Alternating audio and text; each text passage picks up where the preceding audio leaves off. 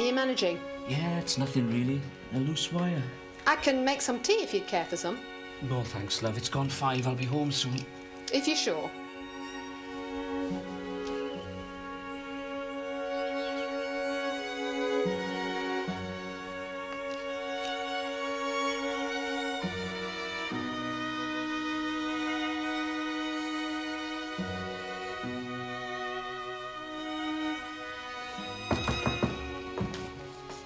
That'll do it, mate.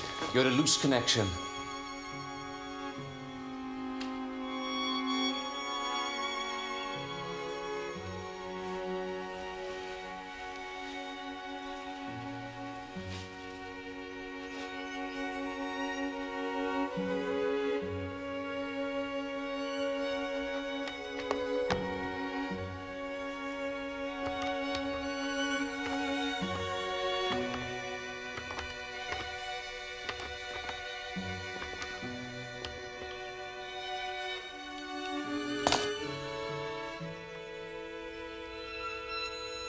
Susan, I'm not disturbing you, am I? Good. I'm sorry, darling, but the phone's been out all day, you see. I've just had it repaired. Yes, I'm fine. How's the work coming? Good, I'm glad. Yes, now listen, I'd better let you get on with it. And good luck with the lecture. I miss you. Goodbye.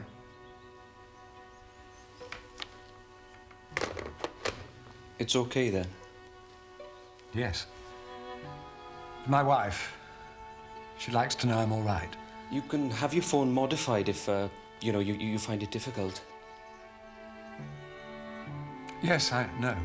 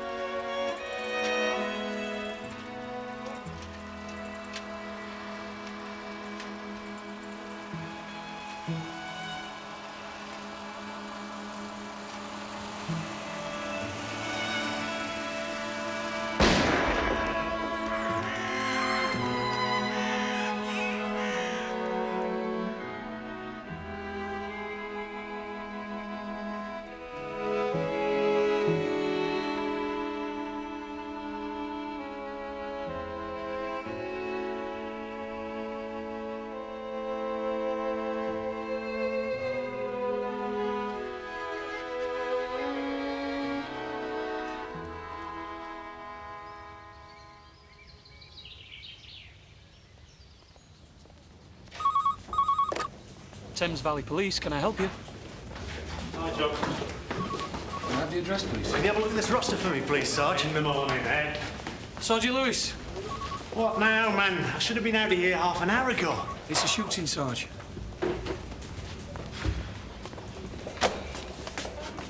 Sergeant Lewis.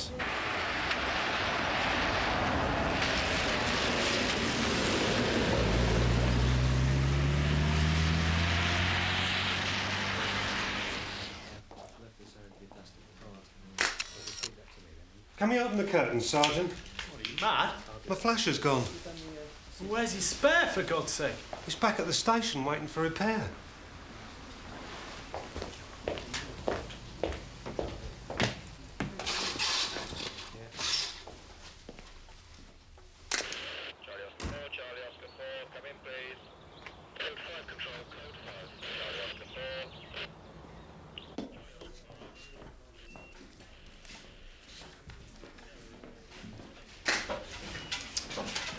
sir. What have we got, Lewis? Suicide, sir, most likely. It's pretty messy over there. His name's Henry Pheloung. Found by his son-in-law, Mr. Peter Rhodes. He's outside in the hall. Where is Mrs. Pheloung? We don't know that there is one yet. Oh, yes. There is one, Lewis.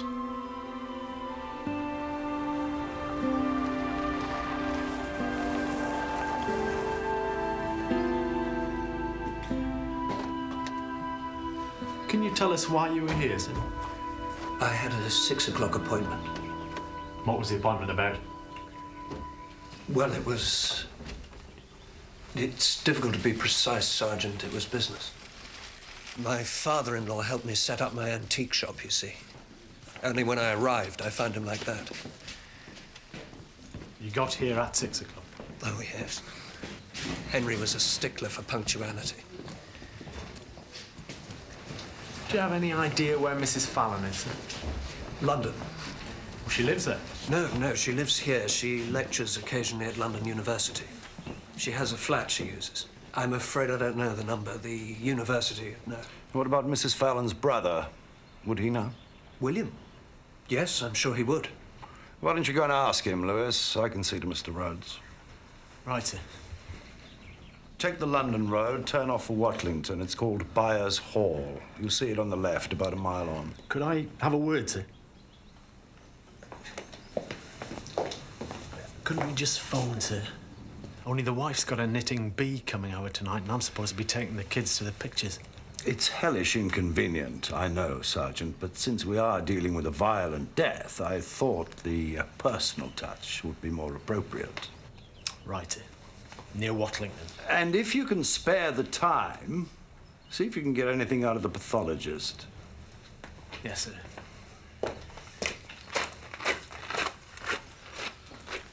When did you last see your father-in-law, Mr. Rhodes, before this evening? Last night, here. How did he seem to you? Henry was a difficult man to read. I thought he was all right. And his disability, when did that happen? It's a neurological disorder, Chief Inspector. He'd been ill for a while. Over 2 years. And the gun? You've seen it before? Once or twice. He usually kept it in a drawer. Do you know the family, Chief Inspector?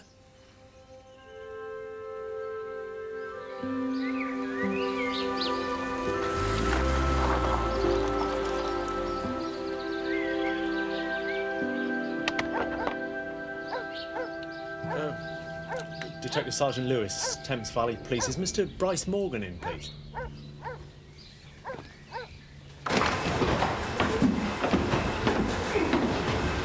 It's a body for the constabulary, Master William. Name is Sergeant Lewis. Sergeant who? Lewis! Better. Start again, will you? Sergeant Lewis, man. He's for the police. All right, McGregor, that'll do. That's quite a machine, sir. Better than any beast, Sergeant. Doesn't eat, doesn't poo. 1 hour 3 times daily keeps me fit as a flea. You should have one, believe me. Oh, I wouldn't know where to put it, sir. Between your knees, man. No, I meant it... Never mind. Well, what can I do for you, Sergeant? I'm afraid I've got some bad news for you, sir. Your brother-in-law. Henry? What's he been up to? Oh, I'm sorry to have to tell you, sir. He's dead.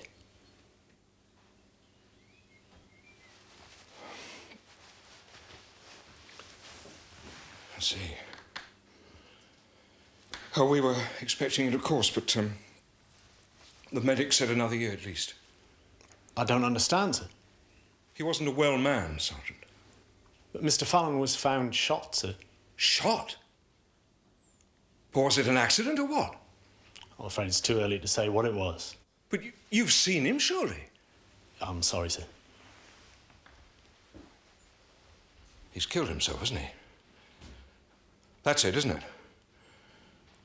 Poor fellow. The thing is, sir, we haven't been able to contact Mrs. Pheloung yet. No, Susie's in London, Sergeant. I must go there at once. I must fetch her home. Gregor? Gregor? Gregor!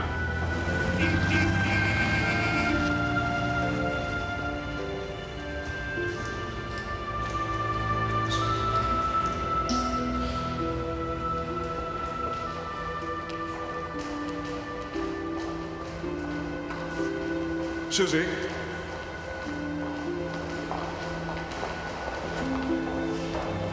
I didn't mean to disturb you, Susie. I fear I have some very rotten news.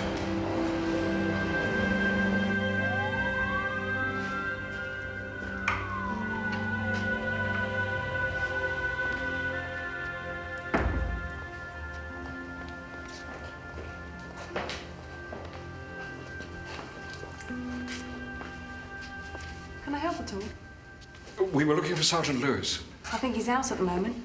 Can anyone else help? That's all right, Constable. Morse? Steady now. Can you get us a glass of water, Charlie? Come on. Yeah, sure, straight away. Let's get her over here. I'll be all right. Lewis, the girl says, Susie. Oh, please, we're going to do it fast. Just some water. I'll be all right. You don't look at all well, Susie. You had a shock. Here's your water, madam. Fine. Really terrible shock. Sip the water, please.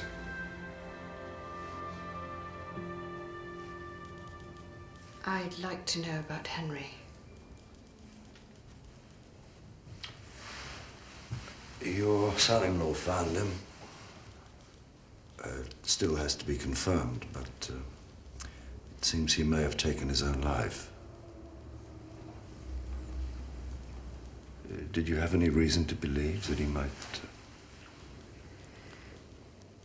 His illness would have left him completely helpless long before he died. I suppose we both knew he'd never let that happen. When did you last speak to Henry? He called me in London. It was just after 5. I'd spent the day at the flat working. Did he say anything that might suggest his intentions? He was very brief. I had the impression there was someone in the room with him. He just had the phone repaired. He didn't say anything much. Only that he was fine. I think you should go home now, Susan. Got it, sir. Had to drag the poor bloke out of a dinner party. Then I've wasted both your evenings, Lewis, and for nothing, as it turned out. William Bryce Morgan just brought Mrs. Pheloung in. Yeah, I just saw them. She had no difficulty accepting it was suicide, Lewis. She said she'd been expecting it. Well, that's about it then, sir. The test showed traces of lead and gunpowder on Pheloung's hand. You haven't said how you know them, sir, the Pheloungs? Henry Pheloung was a Don when I was at Oxford. Law. He was quite brilliant. What about Mrs. Pheloung? It was Mrs. Pheloung I knew, Lewis, before she became Mrs. Pheloung. We were engaged to be married.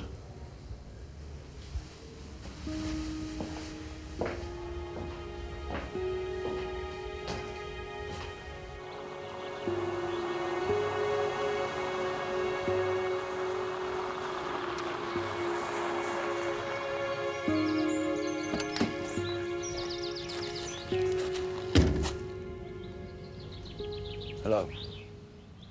Hello? You're all right? Yes, I was just about to go for a walk. This isn't police business. I thought we might talk. Had you lived long in America? Since just after we were married, Henry was offered a professorship. What did you do? I took a crash course in American literature and ended up teaching it. When Henry's illness was diagnosed, we came home to England. He wanted the peace and quiet. That must have been a very difficult time for you. In the beginning, yes. You can adjust to the prospect of loss. It's when it comes suddenly. We had a daughter, you know, Henrietta, and a grandson, Paul. They both died in a car accident 2.5 years ago. Yes, I read about it. I'm very sorry. Thank you. But tell me about you. Nothing much to tell, really. After I left Oxford, I went into the army. When I came out, I joined the police force. I've been there ever since. You never married? No, I never married. I shall never regret what I did. Henry was an exceptional man. If he hadn't been so... What I'm trying to say is... it wasn't an easy decision. Thank you. When Henry's things have been sorted out, I shall be going away from here. I think you should know that. It started out as a normal enough day, except that when I arrived, the phone wasn't working. Mr. Pheloung asked me to report it, so I went to a public call box. In the afternoon, I went for the shopping at the usual time. I was gone about an hour. I left the house at 5:45, and I know Mr. Pheloung was alive then because I waved to him at the study window. I take a shortcut to the road at the back of the house, and I could see him. Thank you, Nurse Rogers.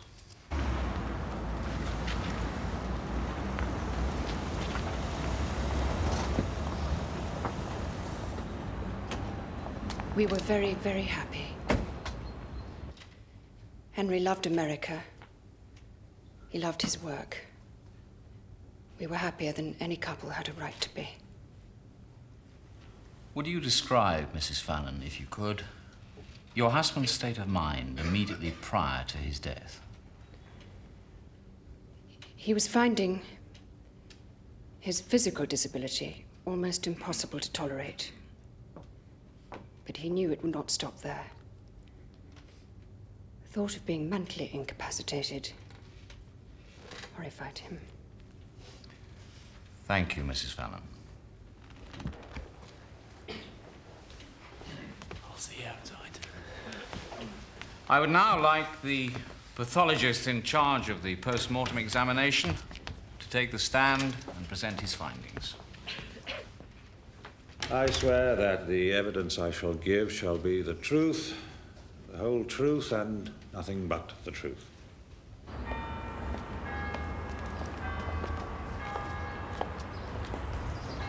All over then? Suicide? There was never any doubt, was it? I suppose not. Still very hard on Mrs. Pheloung, though. Excuse me, Lewis. Susan?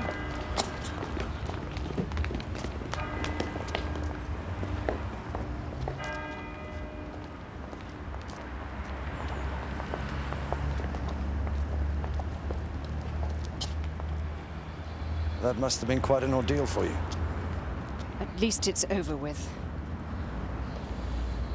How long will you be staying? A week or so. Henry wanted the college to have his books and papers. This, is hardly the right moment, I know, but since we've so little time, I thought perhaps we might see each other. Please, it would mean a great deal to me. I shall probably be very poor company. I doubt that. Can I call you then, in a day or two? If you like.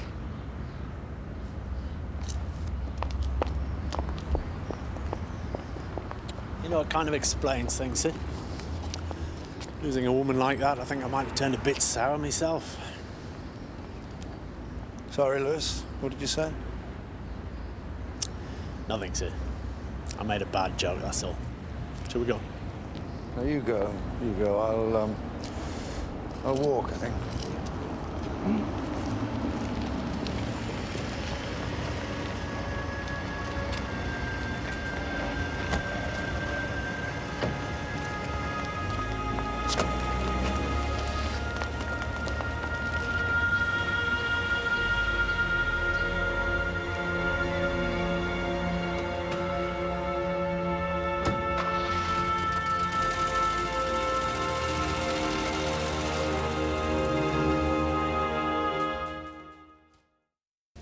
Some Dr. John Marriott wants us to call round and see him.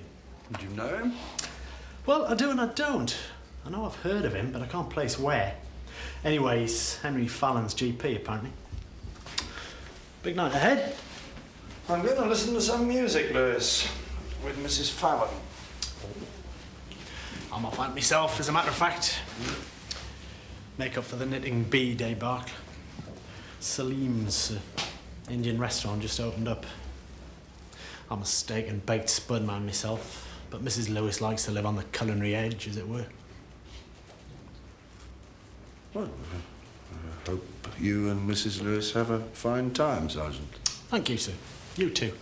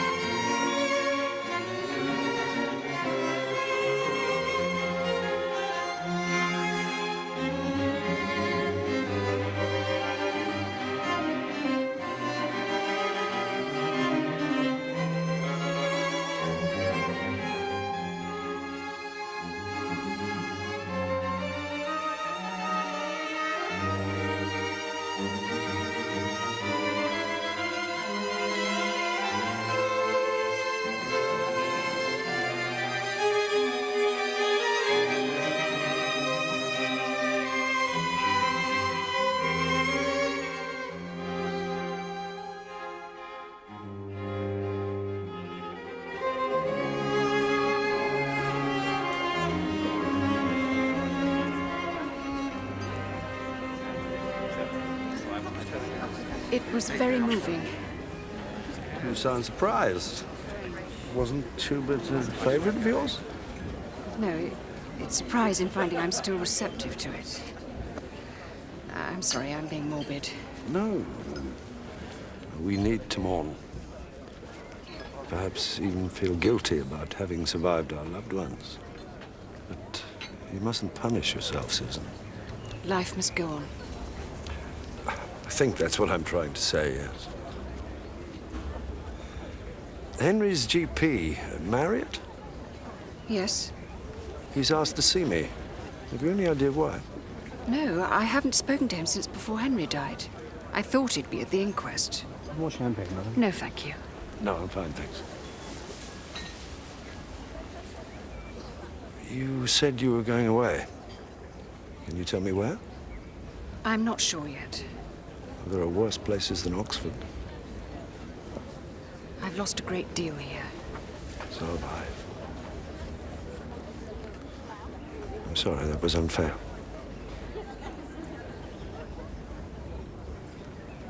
Did you hate me when I left you? Hate you? My God, Susan.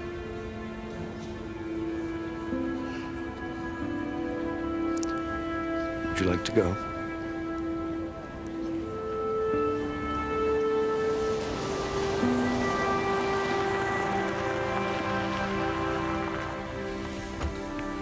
I knew I'd be poor company. I'm sorry. Good night.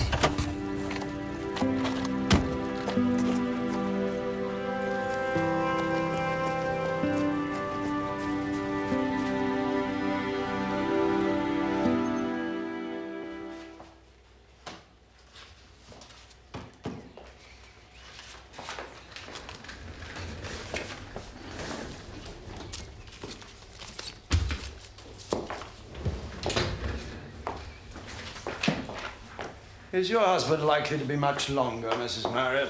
He's with his last patient now, Chief Inspector. Certainly gives them plenty of time. My husband wages a one-man war against sickness, Sergeant. Could you fix Mr. Hall with an appointment for next week? Thanks, Helen. Chief Inspector Morse. Yes. Sorry to have kept you. Do you want to come through? Thanks.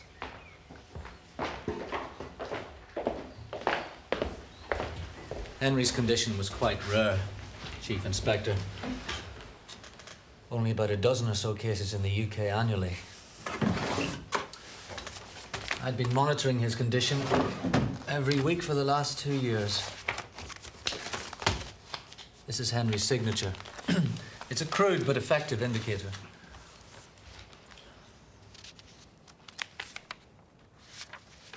You can see the degeneration is quite marked.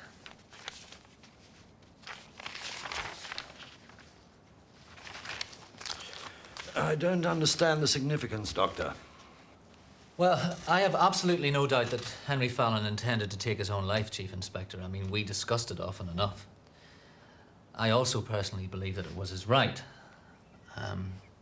You may or may not know that I am a member of an organisation which espouses... Dignity? What? Sorry, sir. Dignity's your organisation. I've read about you in the local paper. Yeah, well, I make no secret of my views, although some people would say a doctor has no business in holding them. Go on. Well, it's when I heard how Henry died that I became curious. You see, Henry may have been able to hold a spoon to his mouth or turn the pages of a book, but it's almost certain that he couldn't have held a gun to his head and pulled the trigger. You sure about that? Well, as I say, I'm almost certain, yeah. Well, it's a pity you didn't come forward sooner, Doctor. At the inquest, for example. Yes, I'm sorry about that, but I was on holiday in Scotland. But I saw Mrs. Marriott there. Yes, well, Helen's never been one for salmon fishing. And this is a shared practice, Inspector. It barely functions without her. This information could have serious implications, Doctor. Yes, I realise that, but I felt it was my responsibility to make my views known. I'd like our own medical people to have a look at this material, if you don't mind. Certainly, Chief Inspector, but I would like it back. I hope in due course to interest some of the medical journals with my findings, so I'd be interested to hear what your colleagues think of my efforts. So will I, Doctor, believe me. Thank you. Bye-bye.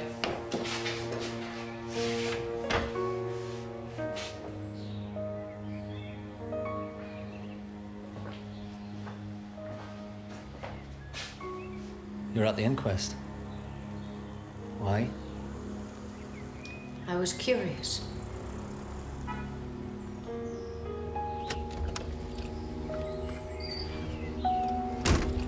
Where the hell does that leave us? It leaves us looking like bloody fools, Lewis. But where does it leave Peter Rhodes?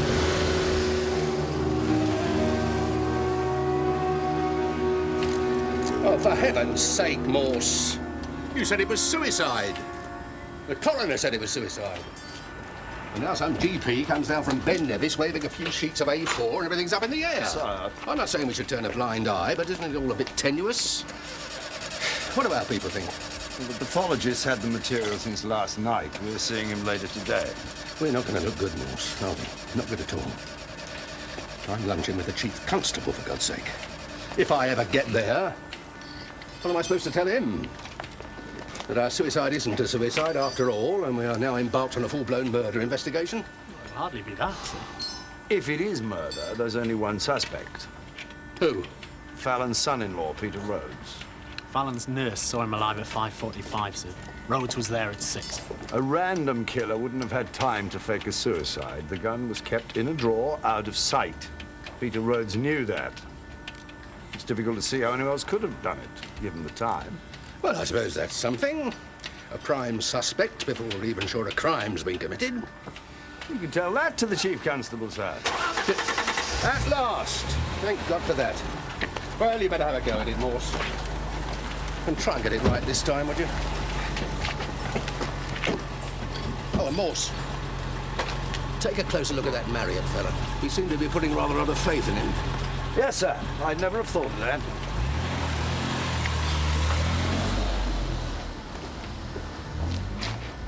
I fancy we spoiled his lunch, sir. Heaven forbid, Lewis.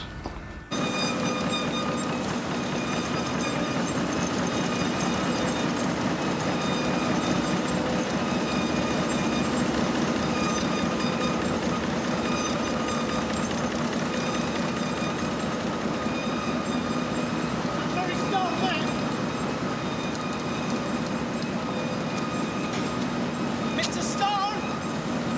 Sergeant Lewis, Thames Valley Police, can I have a word? Why were you interested in Mrs. Marriott? I wasn't. Nah, she reckoned she'd been a bit of a model or something. Thought it might have been a nice angle. The beauty and Dr. Death, you know. Dug around, came up with that lot. Yeah, so what's all this about then? Oh, we might have to call him as a witness in a trial that's coming up. We don't want any surprises. Phew, fat chance. No, he's clean, Sergeant. I was after the euthanasia thing. I was told he could say what he liked so long as he didn't practice what he preached. What did you think of him? Nice, polite. Nothing too much trouble. Bit of a creep, really. Yeah, I know what you mean. Good-looking woman. Ain't she just? Makes you wonder what she's doing with a prat like him. Hey, so what's this case, then? It's a bit early to say. Well, I'll remember your cooperation. Yeah, that'd be nice, yeah. You'll want my car. So.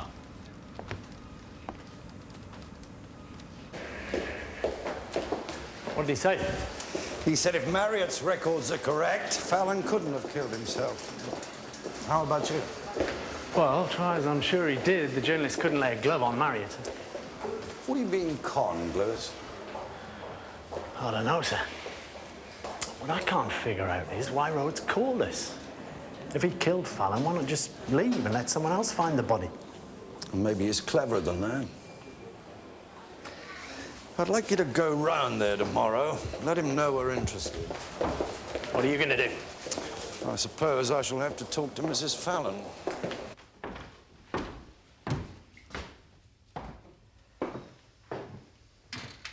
Have you seen much of Morse? Some. I always liked him, you know. Good man in a crisis. That was my impression. Has he changed much? Essentially, I mean. No, I don't think he has. Well, then. I'm afraid it's too late for that. Nonsense. Women are meant to be on their own, Susie. Never have been, never will be. And what about men? Chaps are a different class of being, altogether so. Much better equipped to cope with the privations of the solitary life. It's not easy, I can tell you, but what I thought was, well, Sunday lunch. Why don't I get McGregor to look out a couple of extra nose bags, and you and Morse can join me here for a feed? Perhaps. We'll see.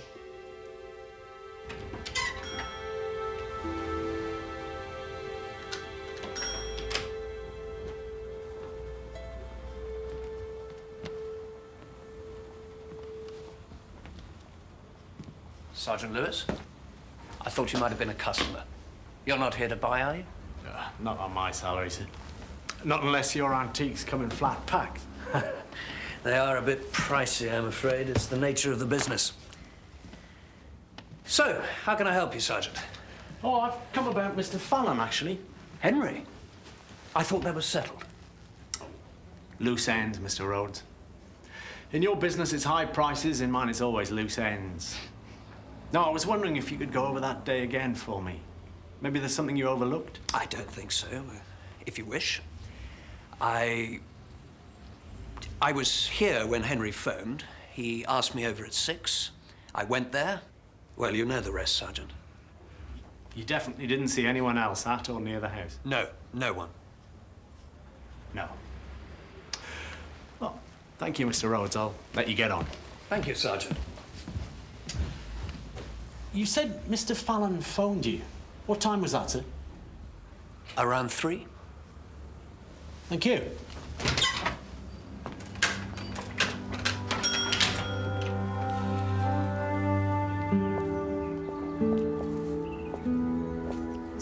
troubling you?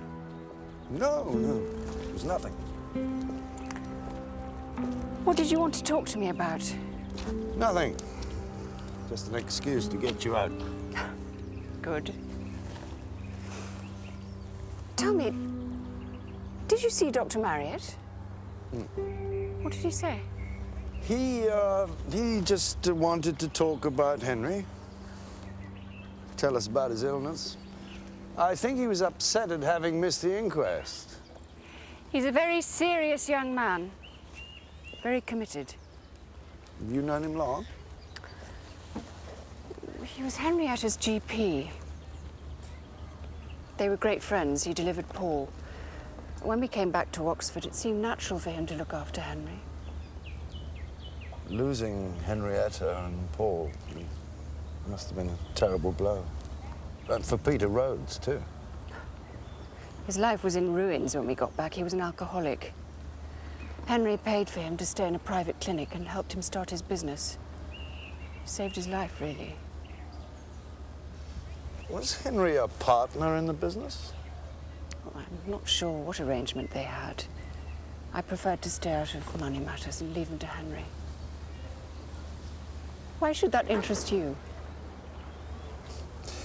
Curiosity becomes something of a habit with policemen. Rogers.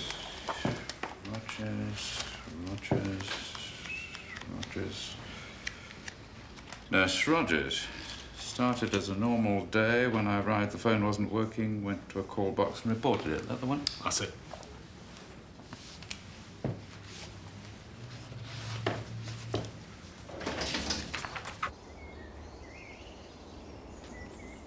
Won't you get into hot water for this?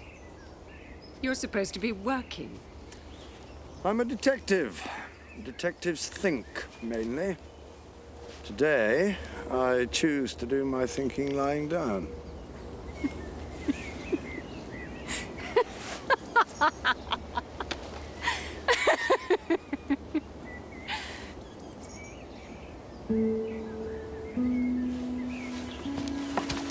Susan,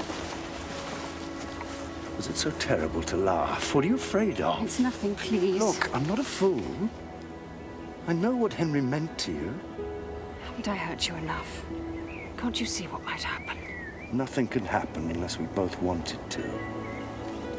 You intend to leave. You told me that. I know how I'll feel when you go. If that's the price I've got to pay for seeing you now, then so be it. I have no right to expect that of you. And I have the right to make that choice.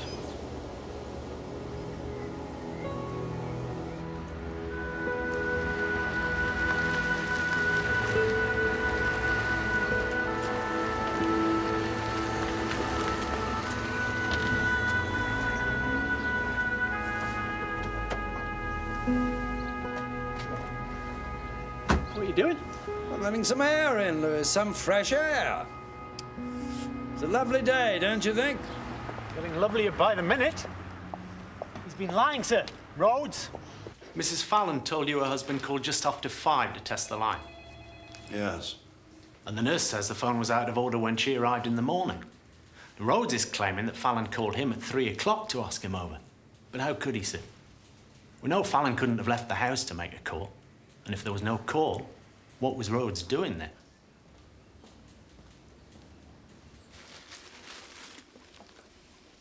It's very beautiful, Peter. When I saw it, I thought it might cheer you up a little. It has done. Thank you. I'll put it here, shall I? How have you been managing? Oh, all right. Susan, you know, if there's anything I can do, anything you need... Can I get you something? Tea, coffee? No, really. I only came to make sure you were all right. I'll have a drink if you don't mind. The police called round to see me. What did they want? They seemed to think there was some things to be cleared up about Henry. It was all very cryptic. They've not spoken to you, then? No. You seem worried by it. No, I'm not worried. I just found it odd. I'm sure it's nothing. Some oversight. Yes, that's probably it.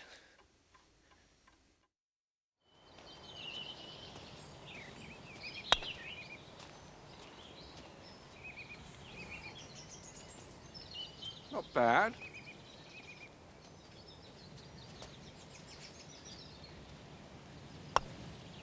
You win again. Of course I did. Croquet's a game of the bonds, Susie. Cerebral, if you will. Today, you seem to be lacking in concentration.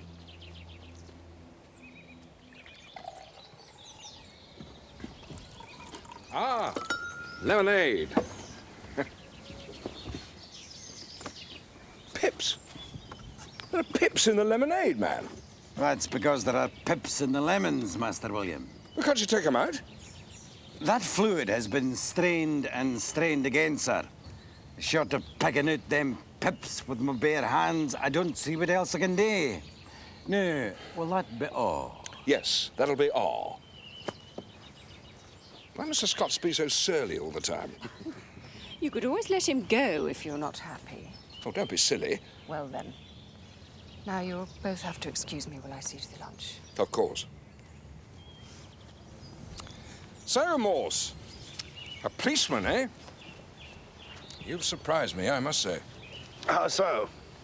A writer. Always had you pegged as a future literary gent. Calm on the outside, but inside fairly heaving with all manner of passions waiting to be expressed. Still, this gendarmerie business must be damned exciting. What about a yarn or two before we go in? I was rather hoping that you could give me some information, William. Really? What about? Peter Rhodes. I want to know about his business arrangements with Henry. Well, steady on, Morse. It's a bit off to mull over a chap's pocketbook before the ashes are cold, don't you think? Things may not have been as straightforward as they seemed. It's possible that Henry did not take his own life. But you can't be serious, can you? I have to consider all the possibilities. Well, Henry made him a loan. 30,000 to be paid in 2 parts.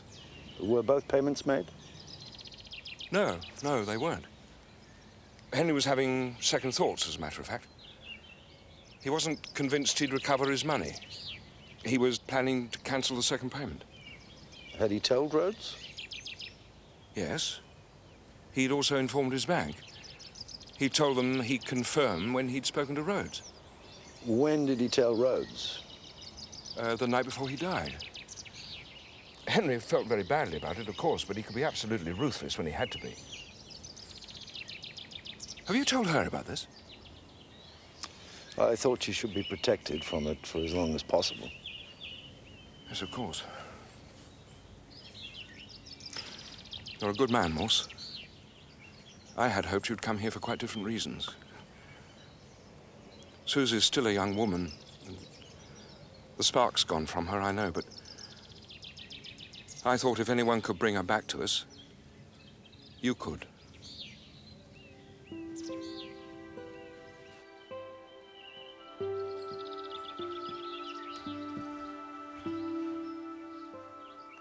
John Morse.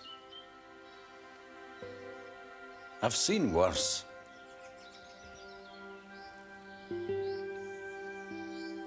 Yes.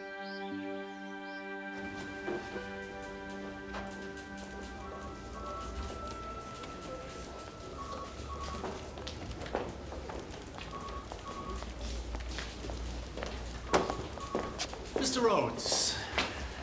Sergeant Lewis, I was beginning to think you'd forgotten about me. Oh, no, sir. This way, please. We'd like to see you in the interview room.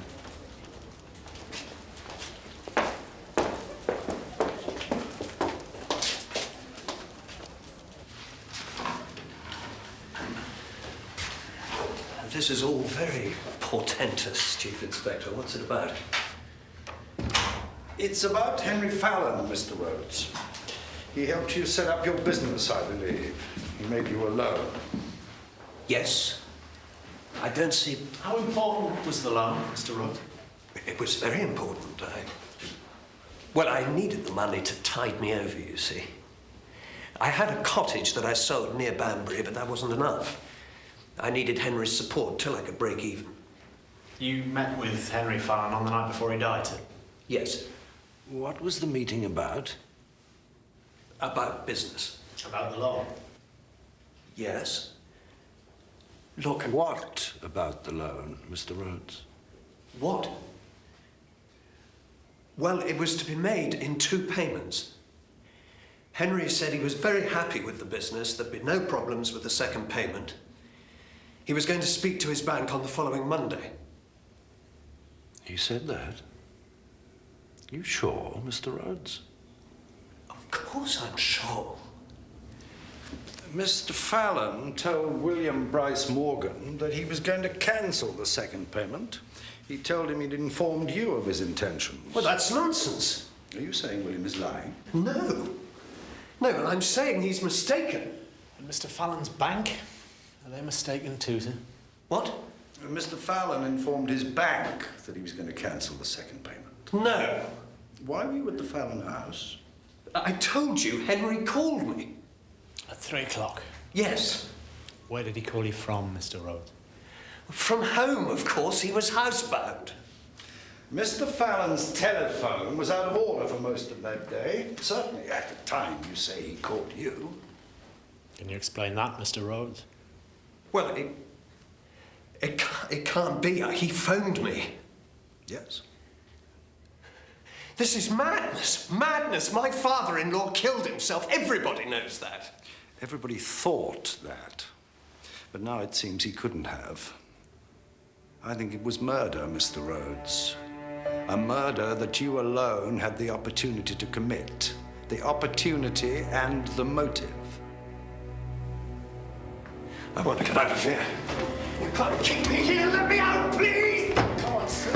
Please. You don't understand. This is all wrong.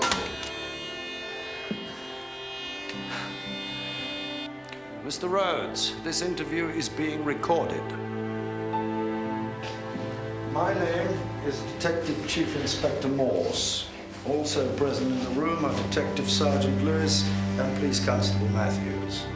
You do not have to say anything unless you wish to do so. Anything you do say may be given in evidence.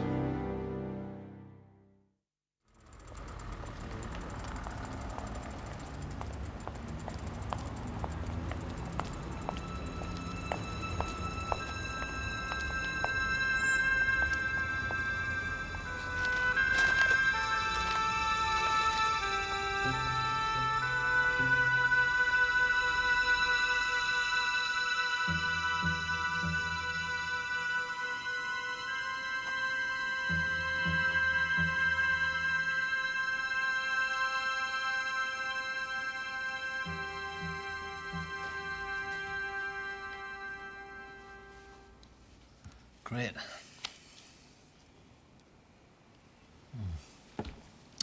Thanks. I'll be finished in a while.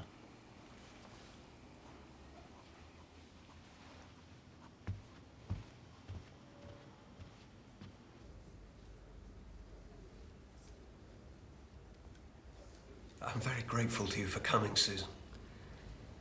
I'm not sure what good I can do, Peter. You can tell them that it's not true. Peter. You must know that I couldn't harm Henry. You must. I owed everything to him. My health, the business. The police know that, Peter. Then why should I kill him? I don't know. They say you lied about the phone call and about the loan. But it's the truth, Susan. Peter, I tried to call home myself, and I couldn't get through. You have to help me. You have to get me out of here. They'll believe you. You're his wife. They'll listen to you. Please, there's nothing I can do. Surely you believe me? Please. The interview is over, Mr. Rhodes. Susan? I'm sorry. Susan, I'm innocent, for God's sake! He shot himself. The man was a bloody cripple. Why should he want to live? Susan! Take it easy, sir. an innocent man. I didn't kill him. Why should I kill him? He helped me. I'm innocent, do you understand? Do you understand? I've got to get started. Have you got those house calls sorted out, Helen? Not too bad. Not to mention it, is that it? Pretend it isn't happening. I gave the police the facts, Helen. I didn't know where it was going to lead. You won't be too unhappy if the facts put Peter in jail. No, not if he's guilty, and the police think that he is.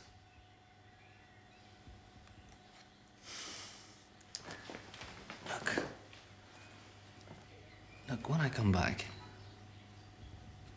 why don't we go out for the evening, eh? Out. With this going on, I'm in no mood for celebration, I assure you. Okay. You'd be quite wrong to gloat, you know.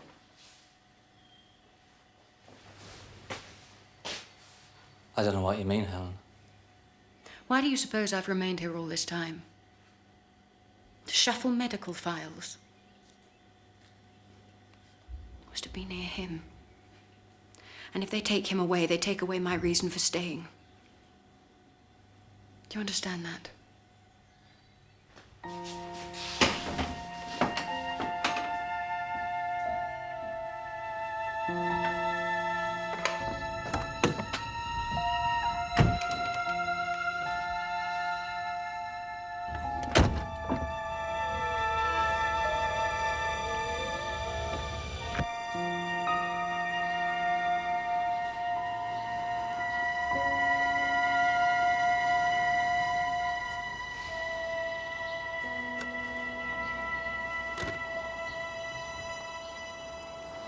Mrs. Marriott? Sorry if I kept you waiting. No, thank you for coming.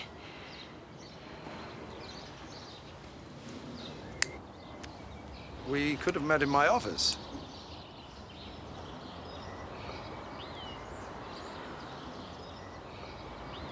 I'm sorry.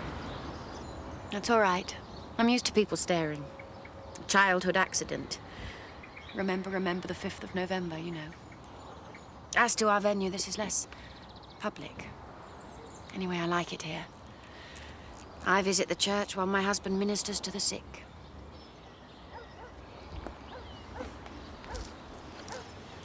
You asked to see me, Mrs. Marriott. Yes.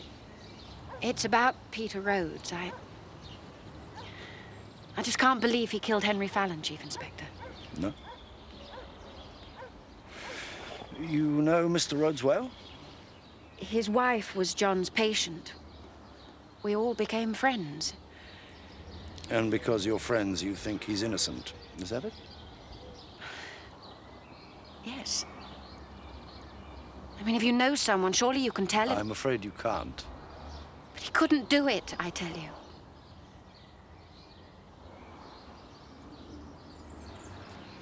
If you want to help Peter Rhodes, I'm going to need something more substantial than a character reference. Is there something more? Mrs. Marriott? No. No, there's nothing, Chief Inspector. And that was it? She didn't say anything else? I don't think there was anything else. Can you be sure there isn't? Well, she would have said, wouldn't she? Or Rhodes would have. Well, then why come forward? She wanted to get him off, Lewis. Yeah, but if someone you loved had been charged with murder, would you want to believe it?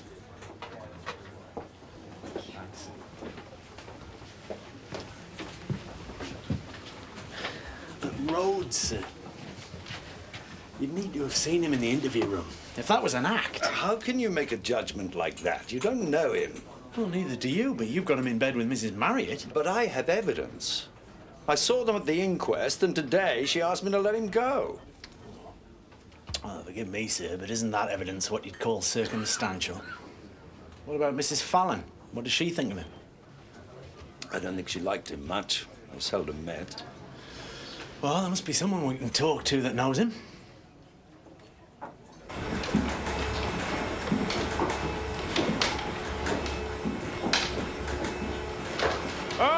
Morse?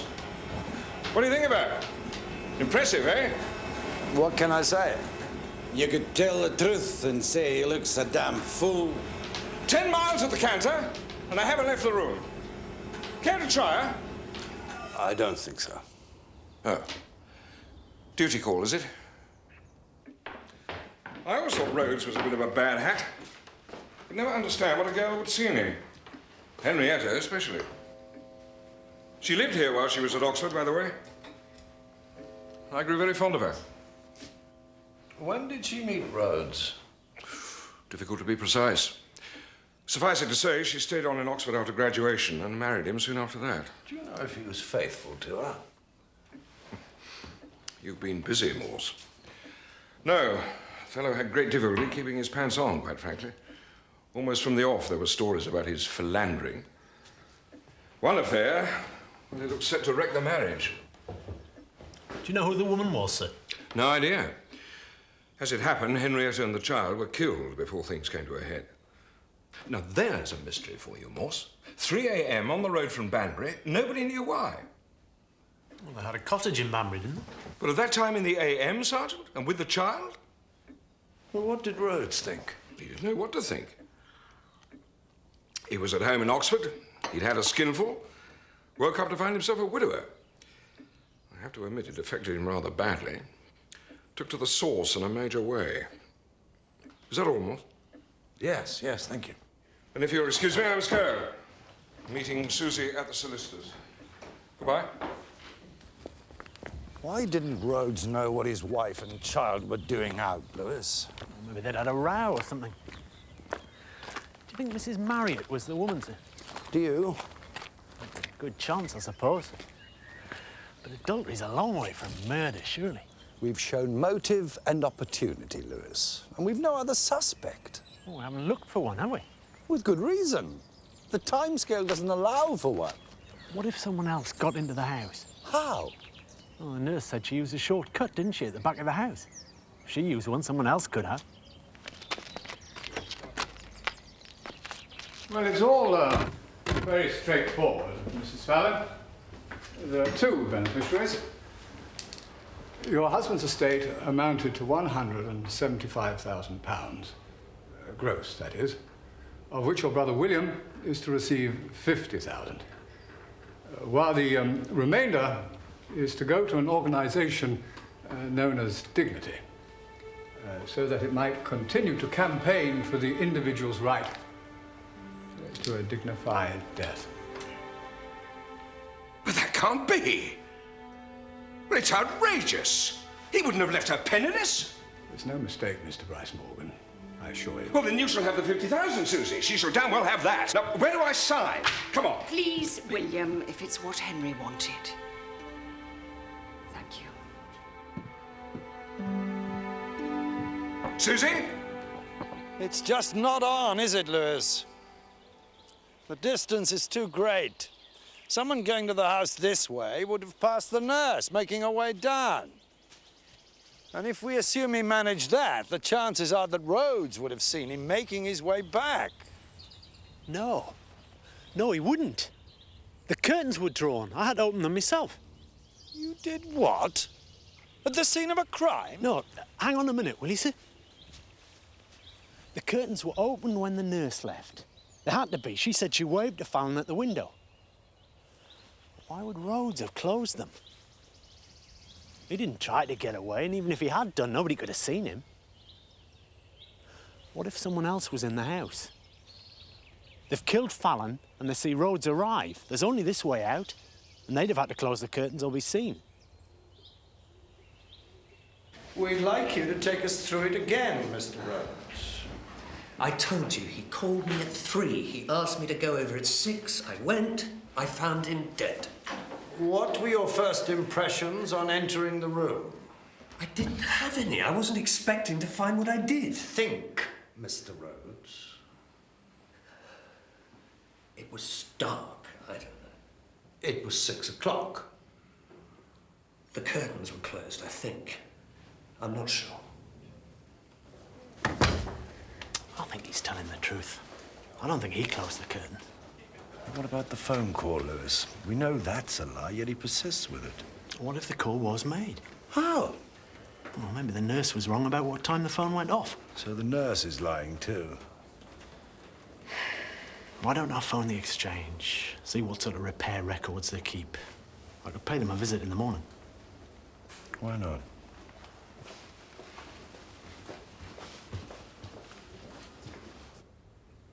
Tomorrow morning, Mr. Rhodes, my sergeant is going to be checking with the telephone exchange. Maybe you made a mistake about the call. Henry called me at 3 o'clock. What did he call you about? Oh, yes, business, wasn't it? That's right. But I thought you'd concluded your business the night before when Henry agreed to pay the second half of the loan. Isn't that right? Yes. So what was there still to discuss? Had he changed his mind? Or was there something else he wanted to talk about? Why should I kill him? I was a bloody drunk and he took care of me. I'd lost everything, my wife and child.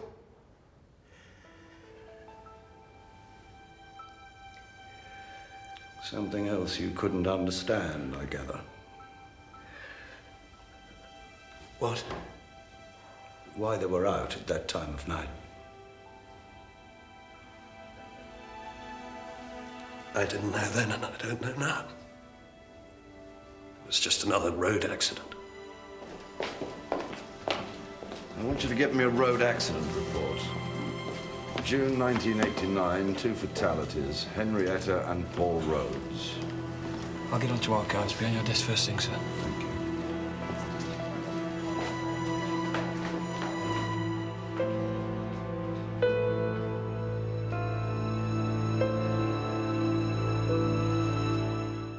Dr. Marriott. Mr. Stone. I hear your organisation's just coming to a bundle, Doctor. Could you say anything about that? Not my organisation, Mr. Stone. We're just a group of individuals who share a common belief. But this dosh, Doctor, you'll use it to spread your ideas. Couldn't you use it to help the sick? Shouldn't you be saving a life, Doctor? When I can, yeah. Oh, well, you can. That's good. I like it. Can I quote you on that, Doctor? It's either that or I make something up, only I doubt I can match your subtlety. Well, then you must quote me. End of interview. Here it is. Fault reported 10 a.m. Repaired at 5 p.m. Time to repair, 5 minutes. And it was definitely out all day. Well, it needn't have been, though. What do you mean?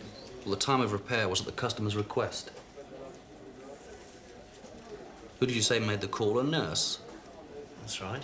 Mr. Pheloung was in a wheelchair. Well, she must have been a pretty dumb nurse. Disabled get priority.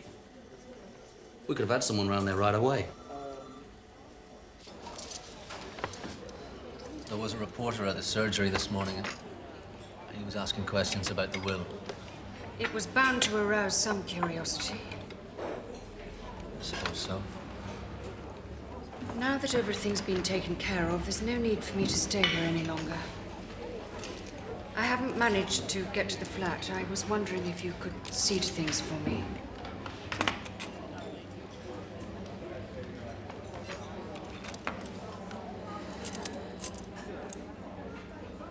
Susan. I shall leave tomorrow, I think.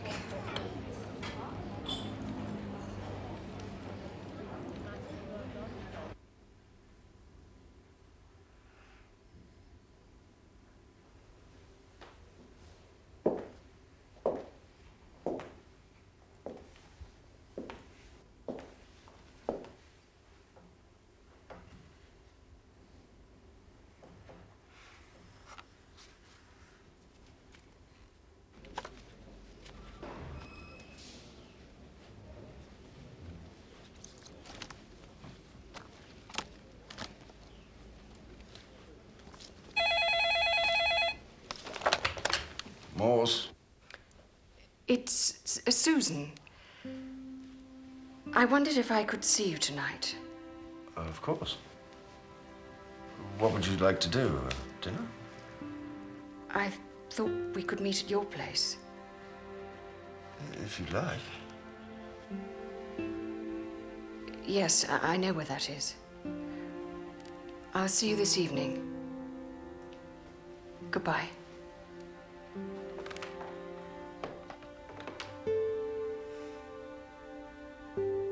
it was Mr. Pheloung's request, Sergeant, not mine.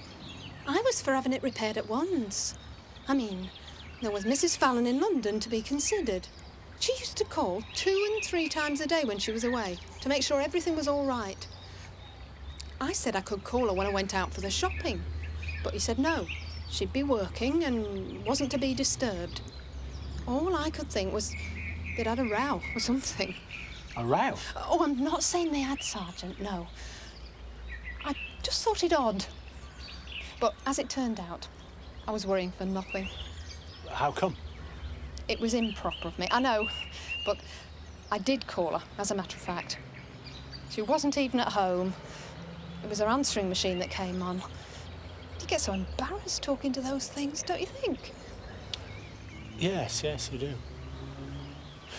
Well, thank you. Are you sure you won't have some tea? No, thanks. I'm just on my way home. Thanks for your help.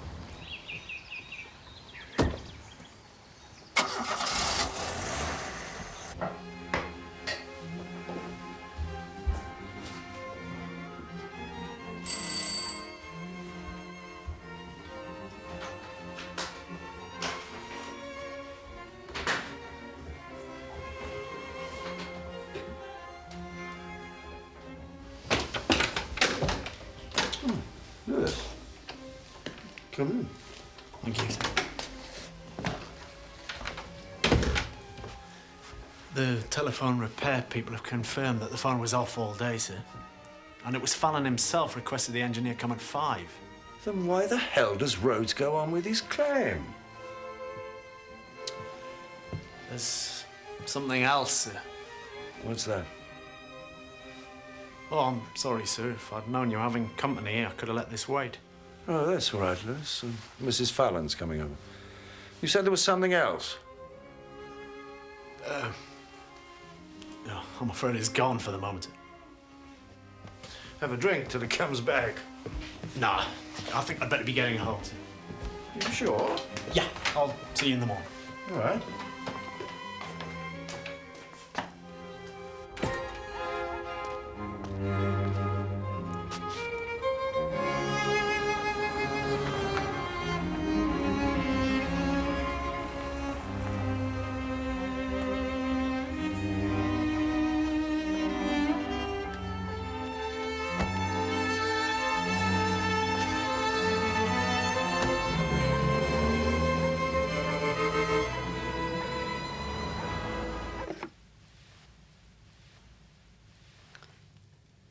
I like the flat. Thank you. I've heard it said that every house is a precise commentary on its owner. Do you think that's true? Well, it's an interesting theory, I suppose. I've never thought about it. I can't imagine what this place has to say about me. Oh, a sturdy self-sufficiency, a certain contentment. Well, then I'd have to say the theory is somewhat suspect. You're probably right. Well, no, might be something in it. Anyway, I'm glad you like it. I'm not sure you'll be able to say the same about the food. I still think we should have gone out. It's not too late. I can call... No, I wanted us to meet here. My house... Well, it's not appropriate at all, you see. It's too full of other memories. I must sound awful saying these things, I know, but it's been so long and I'm so horribly out of touch. I feel like some silly schoolgirl.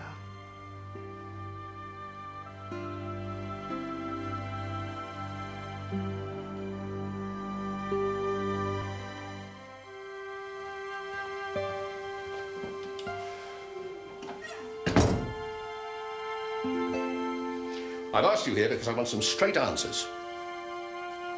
Are you absolutely sure Henry Pheloung was murdered, Morse? Morse? I'm sorry. Have you read this? I have not, as a matter of fact. I was late leaving home. It's about Pheloung's will. There are two beneficiaries, his brother-in-law and this man Marriott's euthanasia group. Well, there was nothing from Mrs. Fallon. Is that relevant to this investigation, Sergeant? Well, I'm sorry, matey, but I think it is. We have a man who seems to have been obsessed with taking his own life. We have a coroner's inquest returning a verdict of suicide. And we are building a case for a murder charge. On the evidence of a man who scores 125,000 in the will. Not him, his organisation. Well, do we know that? I mean, what exactly is the man's connection with it? Well, we know he's a spokesman for it, sir. But according to the local papers, it's all above board. Well, I just want to be sure, Morse. We're going to trial on this, remember that?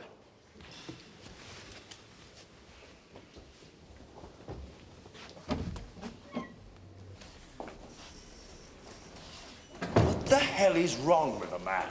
He said, sir, he just wants to be sure. Well, that's what we all want, isn't it? Matey?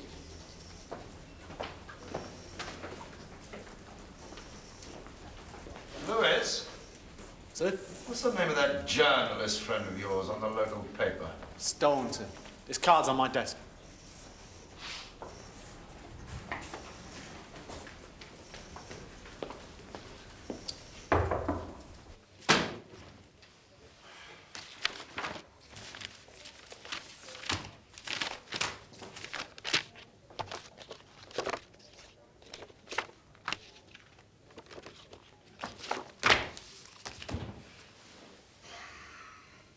Am I to take it you think Rhodes is innocent, Sergeant?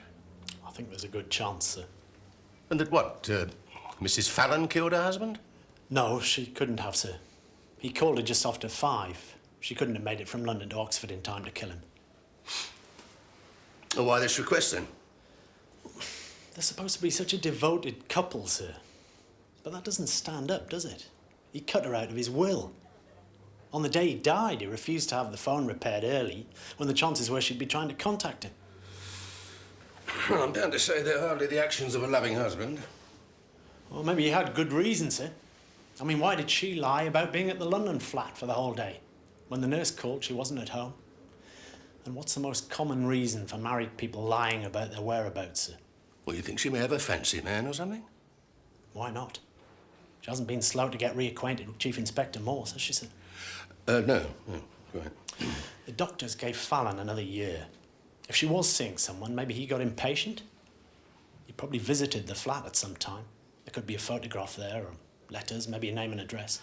What about Morse? He's never going to see it, sir. He's too close. You heard what he said when I asked about the will. Well, he'll have to know eventually. Only if I'm right, sir. You're due for a day's leave, aren't you, Sergeant?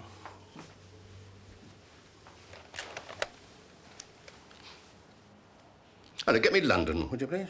I've already told you, Sergeant, what I know.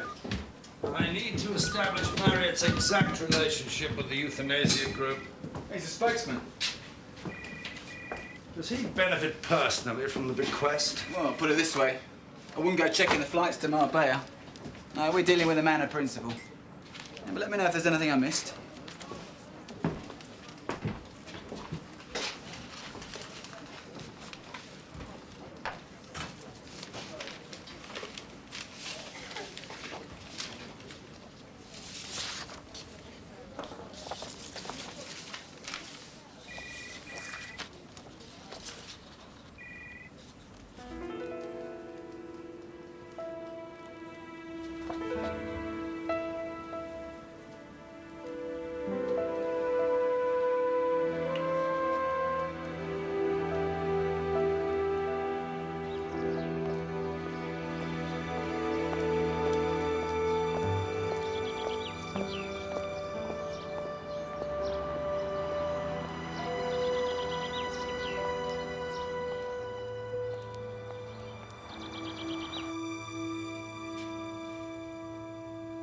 Peter Rhodes is going to prison, Mrs. Marriott.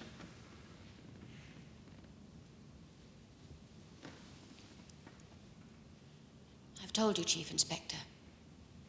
He's innocent. You must think us very stupid, Mrs. Marriott. What do you mean? You love Peter Rhodes, don't you? Yes. And you expect us to believe you have it in your power to clear him, but you choose not to. What kind of a woman would that make you, Mrs. Marriott? A selfish one, Chief Inspector. Do you think I don't know that? But apparently, self-knowledge isn't the first step to becoming a better person. Because while I want to help Peter, God knows I do, I haven't quite got the guts. For what? What are you afraid of? Shame. Just that. Shame? No, no. No, that won't do, Mrs. Marriott. Not from you. You can believe what you like, Chief Inspector. I believe Peter Rhodes is guilty. No. I don't think you know anything. You're wrong. We've got the right man. He just happens to be someone you care for. Isn't that it? But true to character, you're prepared to set your need for him above the demands of justice. That's what this is all about, isn't it? He's as guilty as hell, and you don't give a damn. No. Goodbye, Mrs. Marriott. He's innocent. Shame, Mrs. Marriott. You? I know about you. You betrayed your husband because you couldn't have first call on his time. Yes. The action of a greedy, grasping woman. Wouldn't you agree? Yes. Is that why you come here, Mrs. Marriott? For some sort of tawdry absolution? You have no right to ridicule me. But absolution for what? Adultery? Stealing another woman's husband? We loved each other. Stealing an innocent child's father? Is that your great shame, Mrs. Marriott? Or is it the truth about the accident that killed them? Is that what you're ashamed of, Mrs. Marriott? What? Remember, the 5th of November. That was no childhood accident, was it, Mrs. Marriott?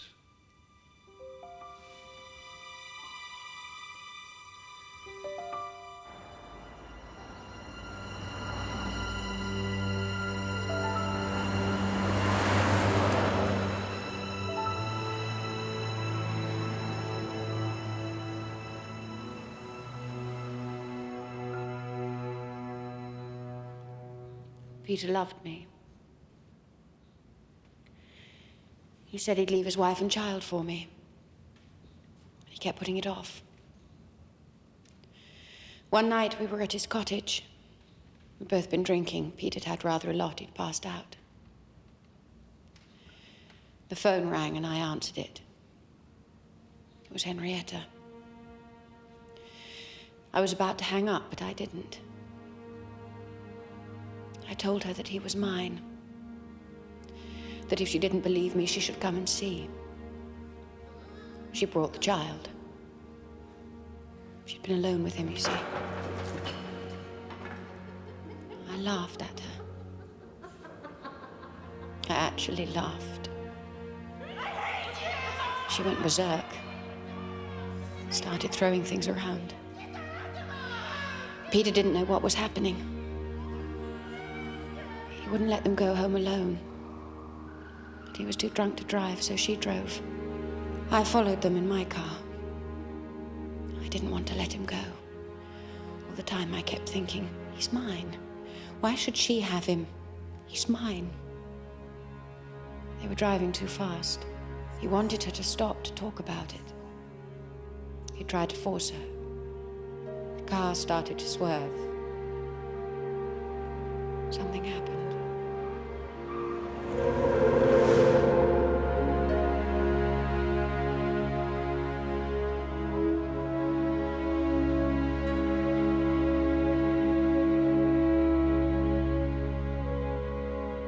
Everything was so quiet.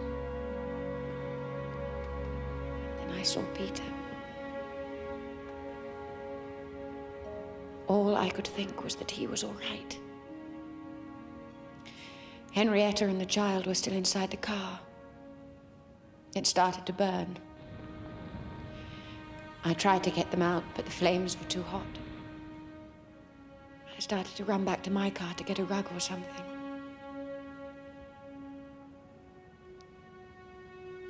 There was an explosion. Peter started screaming. Over and over and over.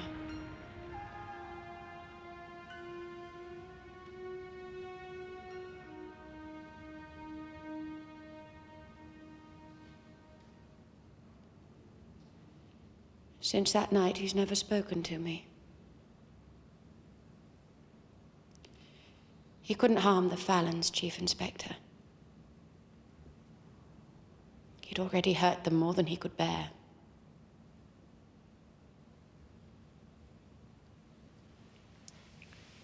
Who else knew about the accident, Mrs. Marriott? My husband. How? I had to explain these to him.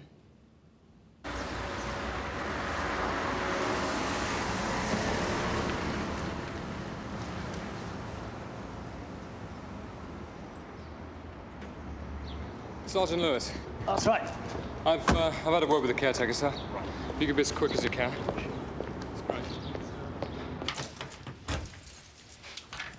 Wait here, will you? Yes, sir. I won't be long, mate.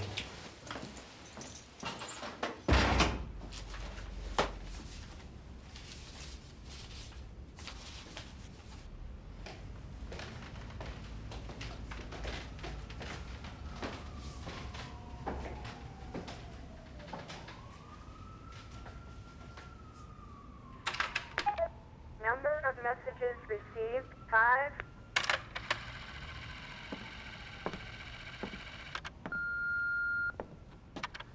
John Carver, Mrs. Pheloung.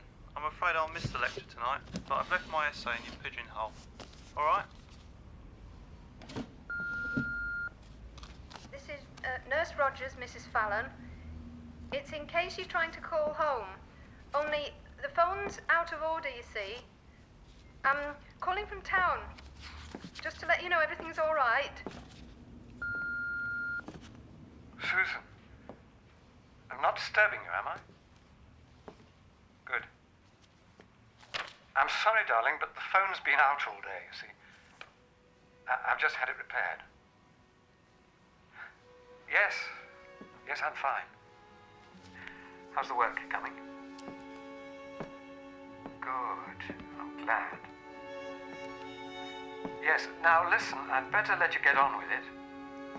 Good luck with the lecture. I miss you. Goodbye.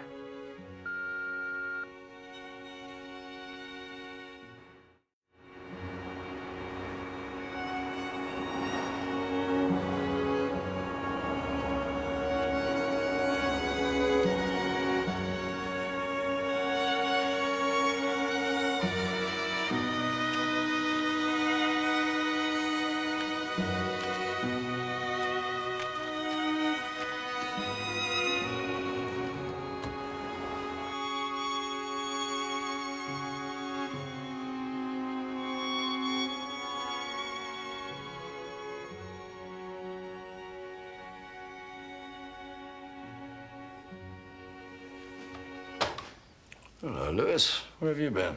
I was due a day off, sir. Been trying to think things through. Me too. Your instincts seem to have been right, Lewis. I think we've got the wrong man. Sir? Well, as you said, why should Rhodes lie? Accept that he's innocent, and everything else falls into place. Go on, sir. Peter Rhodes was set up, Lewis. The phone call, the loan, everything. The phone was disconnected and then reconnected for the call to Rhodes, and they put it out of action again for the engineer arriving at 5. They, sir. Well, Pheloung couldn't have done it on his own, Lewis. But that would mean he was in on his own death. That's crazy. Is it? The one thing we've known all along is that Henry Pheloung intended to take his own life. Now, framing Rhodes could have given his death some meaning. Not many of us have that opportunity. Why, for God's sake? Revenge. Peter Rhodes was in that car the night his wife and child were killed. You could say he caused the accident. If you were the woman's father and the child's grandfather, you most certainly would. The other person in the house, sir, do you know who it was? Yes. It was John Marriott. He knew about the accident. It had to be him that told Pheloung. He was on holiday. Well, Scotland's not the other side of the world, Lewis. I don't think it was him. I can believe he told Pheloung about the accident, despite Rhodes. Who else is there?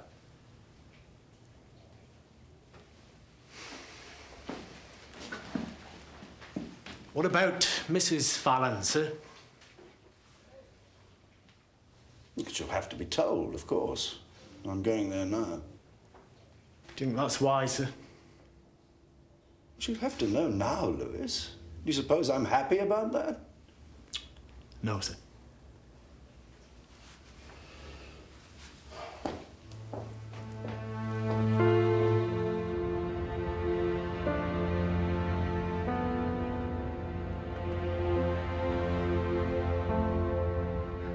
Yes.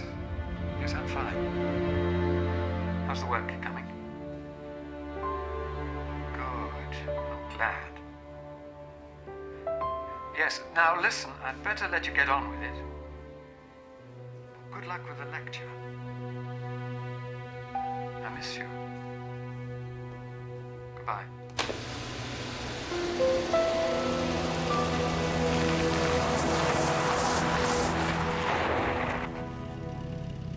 Of all the bloody times.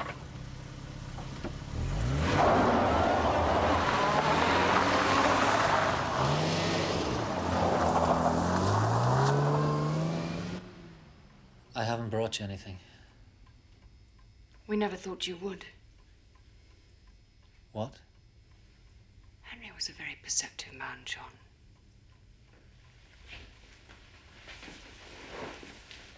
You don't have to do this, Susan.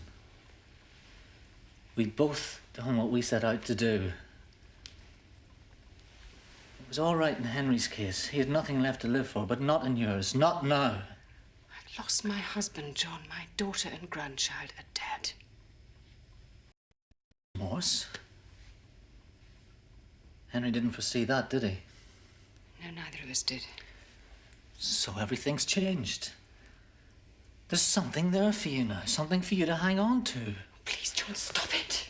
Oh, Susan, you don't have to go through with this. There was nothing for you before, but now you've got a chance of some happiness, for God's sake. Why do you think I went along with this? Because I thought Helen might love me again. I thought with Rhodes out of the way, she might love me again. You're lucky. You've got someone.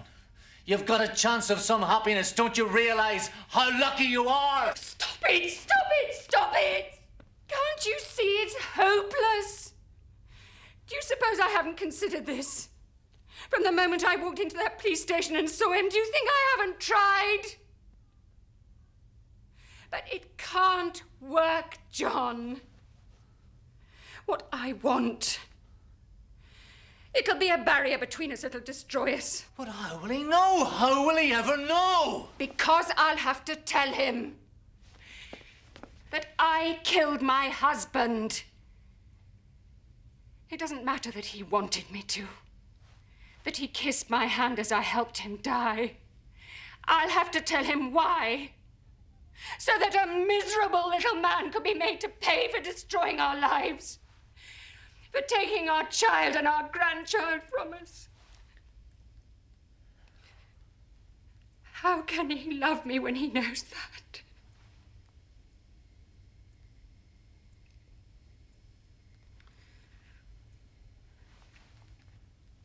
You're asking me to break my promise to Henry. I can't do that.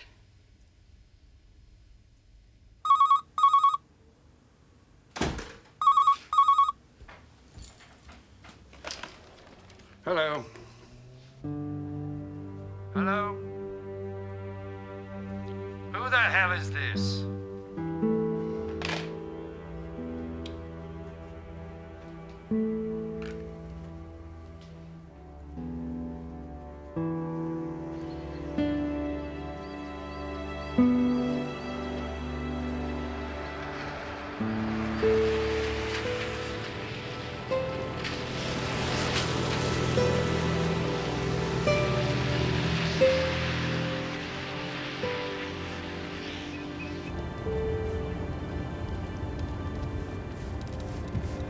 Look, sir, if you'd like me to tell her.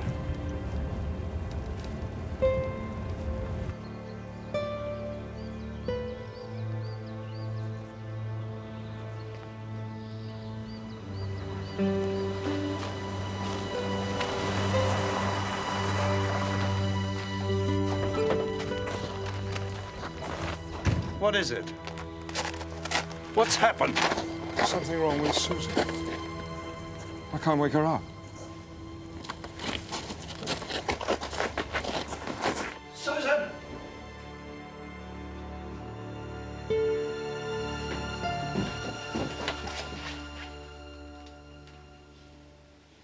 No. Please, God, no. Susan.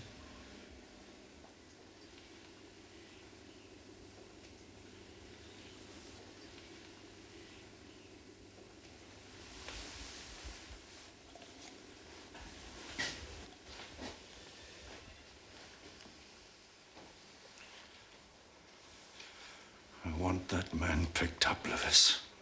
I want it done now. So you're not thinking... For God's sake, Lewis, please!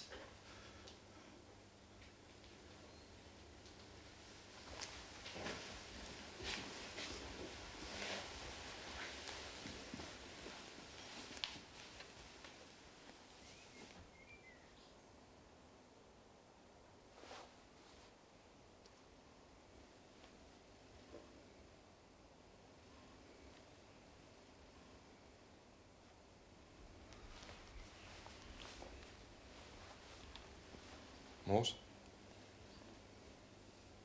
Is Susie dead? Morse?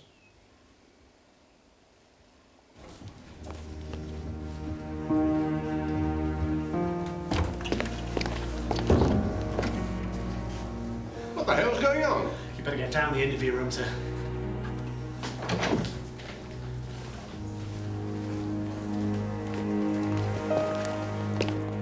Morse? Morse? Could you appraise me, please? Susan Fallon is dead, and that bastard had something to do with it. But I'd like to sit in on this one, if you don't mind. Chief Inspector! Why am I here, Morse? Sit down, Doctor. You're here because I believe you were involved with the deaths of Henry and Susan Fallon. Don't be silly, man. Where were you last night? I was at home, alone. My wife was out. Liar! You were at Susan Fallon's house. I was there. I saw your car. Susan Fallon was my patient. I was visiting her in a professional capacity. She was alive when I left the house. You must take my word for that or prove the contrary. Can you prove that, Chief Inspector? You. That'll do, Morse. Henry Fallon wasn't murdered, was he, Doctor?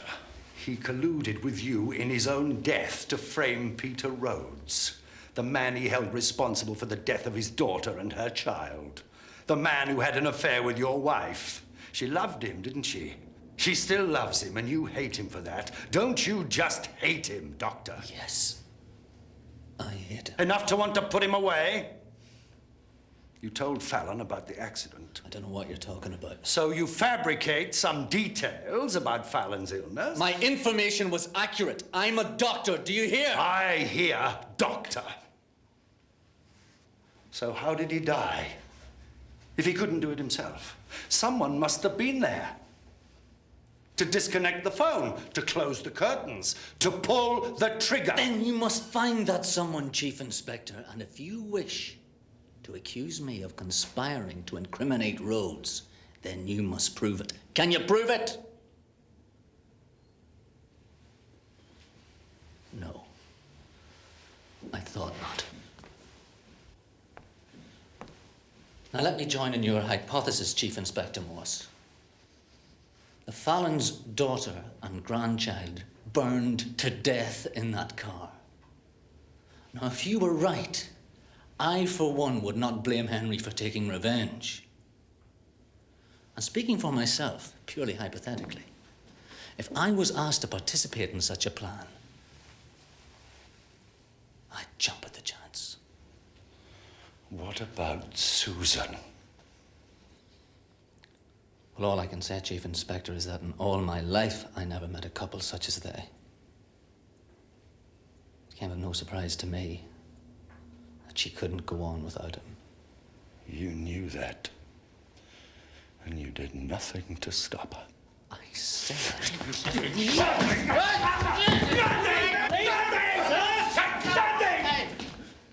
You could have stopped her! You're a bloody doctor! How can I have stopped her, Morse? If she couldn't live for you, why would she listen to me?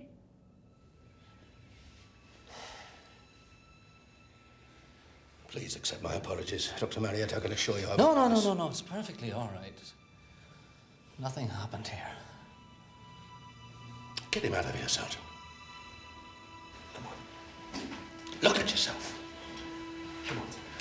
Leave me alone.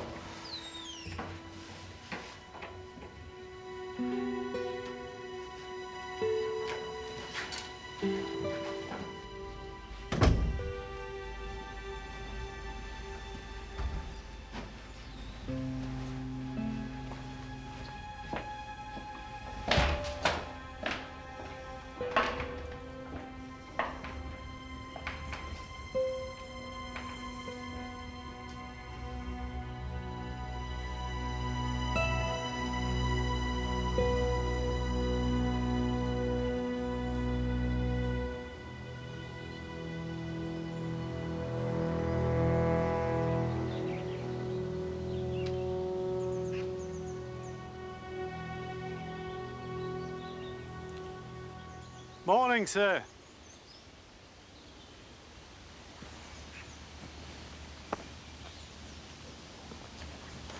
You look terrible, Sergeant.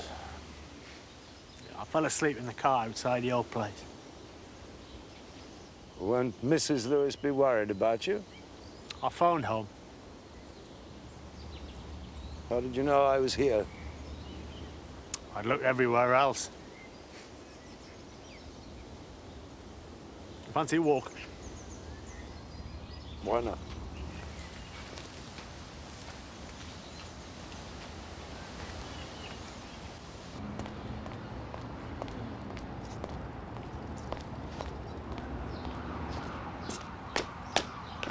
I'm really sorry about Mrs. Pheloung. Thank you, Lewis.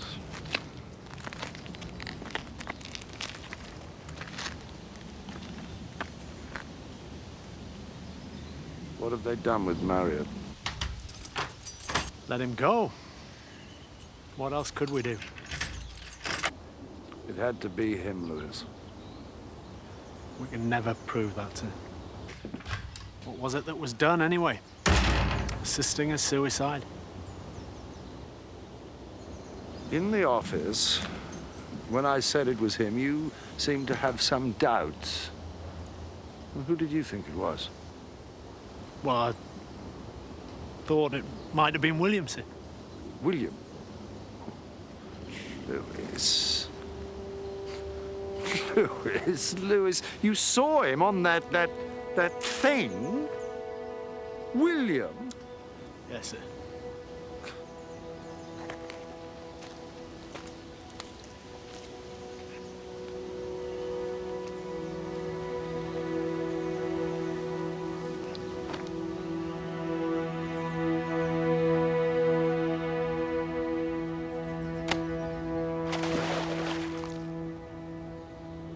Lewis? Sir? You feel like breakfast? Will you be paying? I don't seem to have any money. I'm sorry. So it's down to me then. Let's just say it's one I owe you. Yeah. Let's just say that.